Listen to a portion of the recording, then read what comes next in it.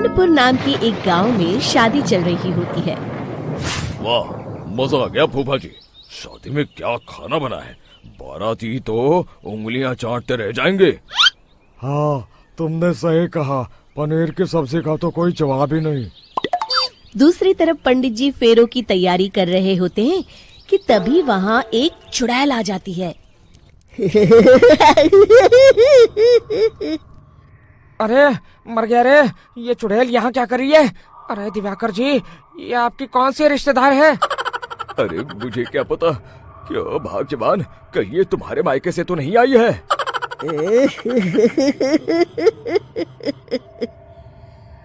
तुम लोगों की इस गांव में बारात लाने की हिम्मत कैसे हुई?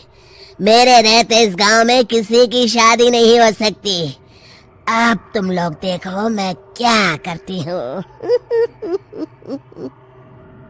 अरे मर गया रे, मैंने सुना है ये जबान की पक्की है। भागो रे भागो, वरना ये चुड़ैल किसी को नहीं छोड़ेगी। हाँ, तुम सही कहते हो मोहन भाई, यहाँ से भाग लेने में ही हम सबकी भलाई है। देखते ही देखते शादी के मंडप में भगदड़ मच जाती है और चुड़ैल सब कुछ उजाड़ कर रख देती है। फिर एक दिन मोहन की शादी तय हो जाती है।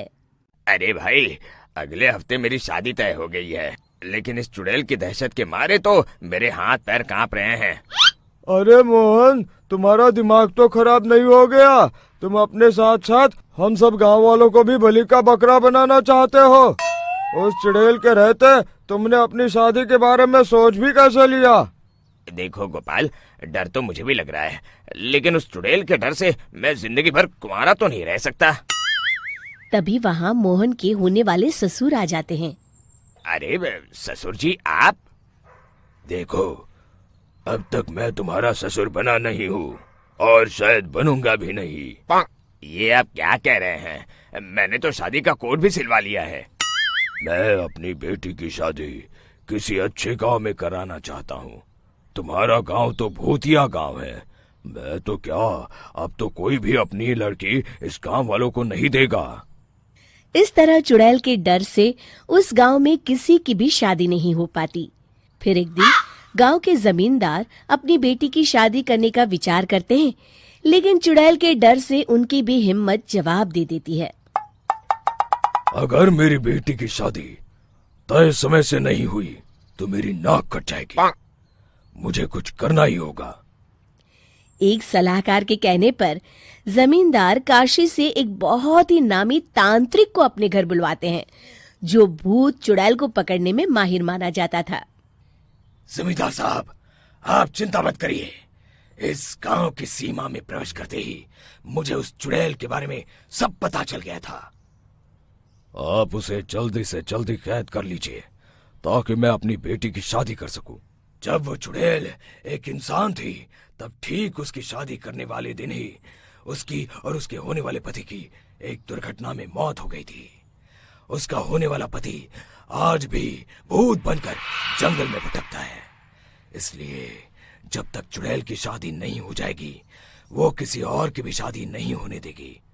ये आप क्या कह रहे हैं? अगर वो भूत भी हमारे गांव में आ गया तब हमारा क्या होगा? ये आदमी बीच में बहुत बोलता है, इसे बाहर निकालो। उसके बाद तांत्रिक बताते हैं कि अगर उस भूत के साथ चुड़ैल की शादी करा दी जाए तो वो चुड़ैल हमेशा हमेशा के लिए उस गांव को छोड़कर चली जाएगी। जमींदार साहब, आप अपनी बेटी की शादी की तैयारी शुरू कर दीजिए। मैं कुछ गांव वालों को अपने साथ लेकर उस भूत को ढूंढने जंगल की ओर जाता हूँ। इस तरह जमींदार निश्चित होकर अपनी बेटी की शादी करवाने लगते हैं, लेकिन तभी वहाँ चुड़ैल आ जाती है। मैंने तुम गांव वालों को समझाया था ना कि इस गांव में कभी कोई शादी नहीं करेगा। लगता है तुम लोग मुझे हल्के में ले रहे हो। चुड़ैल जमींदार की बेटी को उठा लेती है।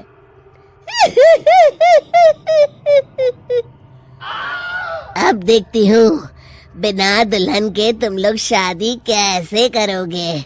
मैं इसे अपने साथ ले जा रही हूँ। छोड़ मुझे, पिताजी, मुझे बचाइए।